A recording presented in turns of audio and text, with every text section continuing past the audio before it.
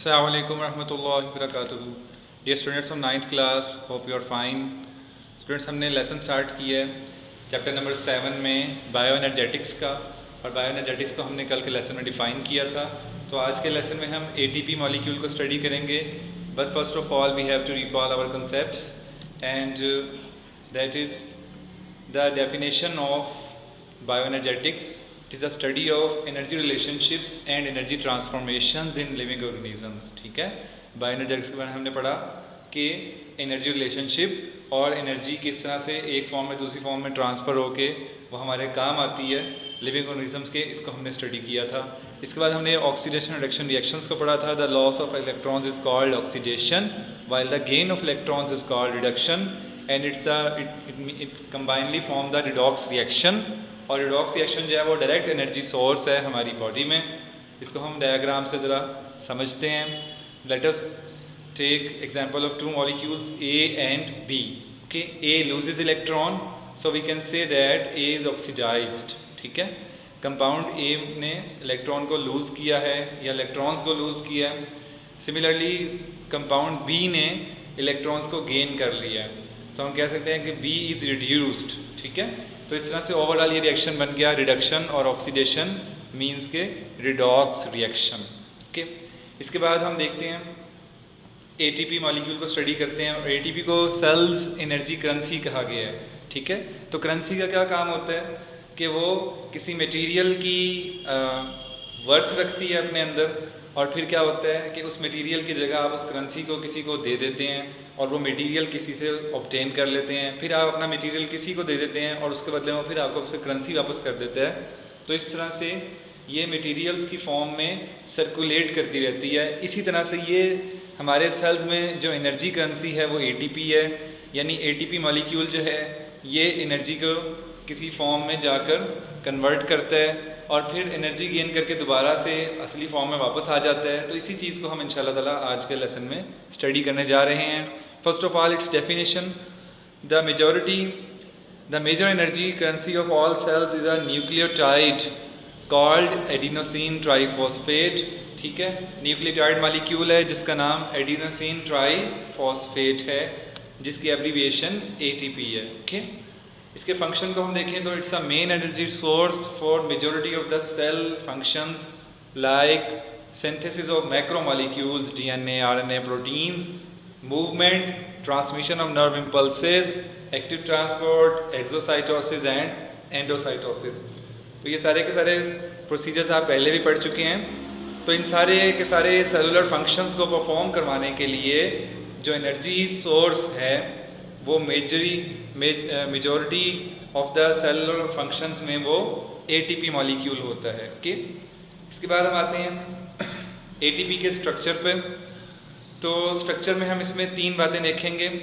Number 1, ATP molecule में 3 सब units में नंबर 1 पे एडेनिन है जो कि डबल रिंग्ड नाइट्रोजनस बेस है.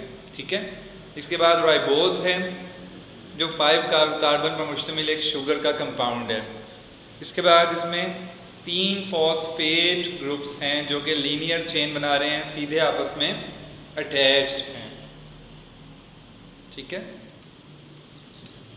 So let us see the diagram.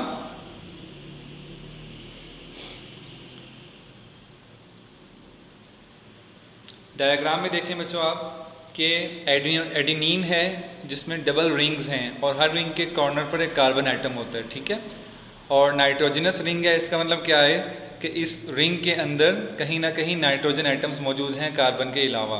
Okay, तो ये 2 रिंग्स हैं जो इकट्ठी कंबाइन करती हैं. रिंग का मतलब रिंग वो नहीं होता जो आप समझ रहे हैं, एक अंगूठी की तरह नहीं होते हैं, बल्कि ये कार्बन जो है वो एक प्रॉपर शेप के अंदर एटम्स अटैच होके स्ट्रक्चर बनाते हैं और वो एक रिंग की फॉर्म, यानी कि फर्स्ट कार्बन और लास्ट कार्बन आपस में मिले हुए होते हैं. ठीक है, इस तरह से ये 2 रिंग्स अटैच होके नाइट्रोजनस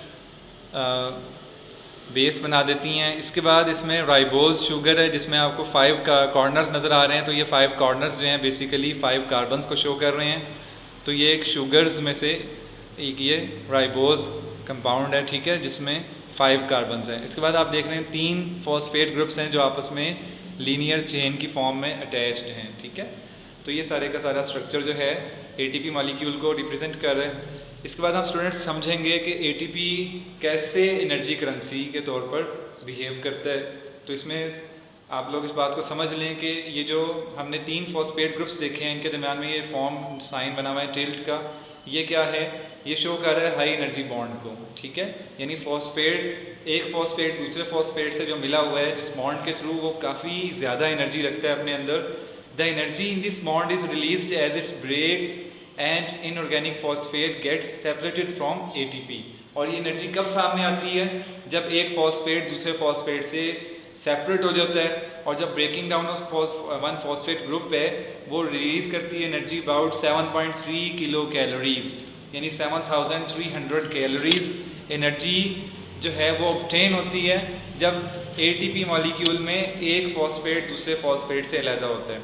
अब ATP का मॉलिक्यूल एडिनोसिन ट्राई फॉस्फेट है, तो ट्राई मीन्स 3, ठीक है, यानी 3 फॉस्फेट होते हैं। लेकिन जब ट्राई फॉस्फेट में से एक फॉस्फेट ग्रुप निकल जाता है, अलहदा हो जाता है इनऑर्गेनिक फॉस्फेट की सूरत में, तो अब ये इसका नाम है diphosphate, adenosine diphosphate. Di means 2 phosphate groups, ठीक है, और साथ में एनर्जी रिलीज हुई है जो कि है 7.3 किलो कैलोरीज।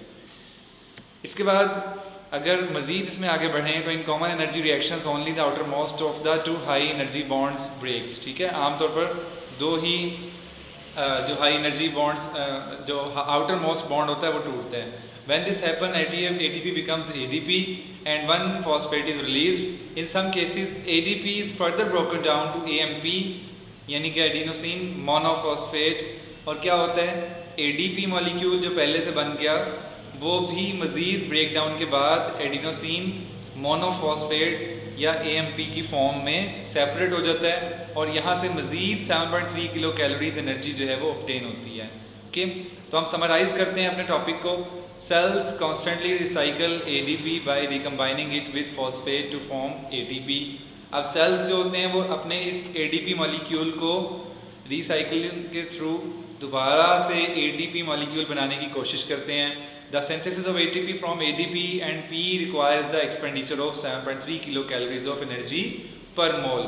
तो आप जानते हैं जिस तरह से ATP को ADP बनाने में 7.3 किलो कैलोरीज ऑब्टेन हुई थी एनर्जी, तो उतनी एनर्जी अब यहाँ पे एक्सपेंड होगी, खर्च होगी, और वो दोबारा से जाके इस ADP को अगेन ATP बनाएगी, ठीक है।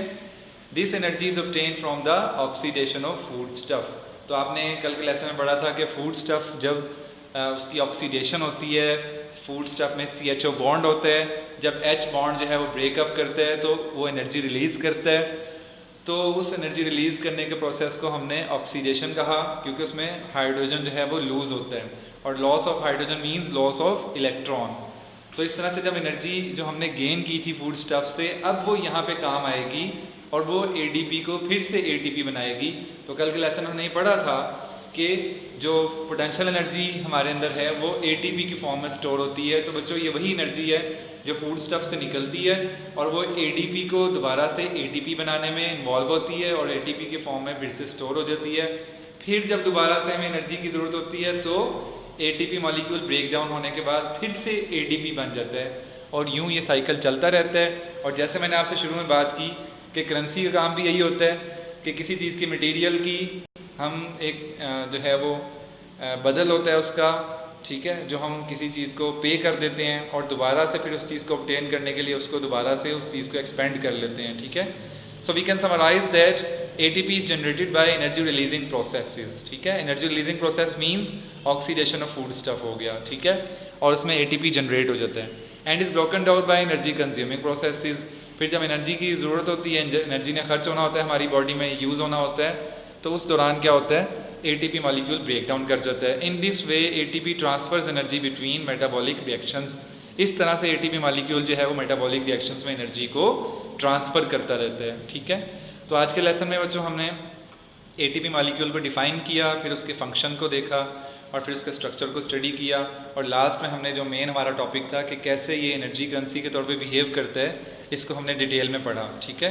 तो आज के लिए आपका जो होमवर्क है वो लॉन्ग क्वेश्चन नंबर 2 है आपकी एक्सरसाइज का। इसमें आपने बताना है, और ये क्वेश्चन इस फॉर्म में लिखा हुआ है, interpret that ATP is the chief energy cell of currency of all cells. आपने बात साबित करनी है कि ATP जो है वो एनर्जी करेंसी के तौर पर बिहेव करता है। तो इसकी डिटेल्स आप लोगों ने पढ़ ली हैं। आप लोगों ने ये मैंने जो स्लाइड्स बनाई हैं ये पैराग्राफ्स को ही अलग अलग करके बनाई हैं, तो ये डिफरेंट पैराग्राफ्स की फॉर्म में आपकी बुक में मौजूद है। जैसे मैंने हेडिंग दी है यहाँ पे, इसी तरह से आप लोग साथ साथ लेसन के दौरान अपनी बुक्स में हेडिंग देते रहें और उसको एज अ लॉन्ग क्वेश्चन आप लोग इसका नोट प्रिपेयर कीजिएगा। अगले लेसन तक के लिए अल्लाह हाफिज़।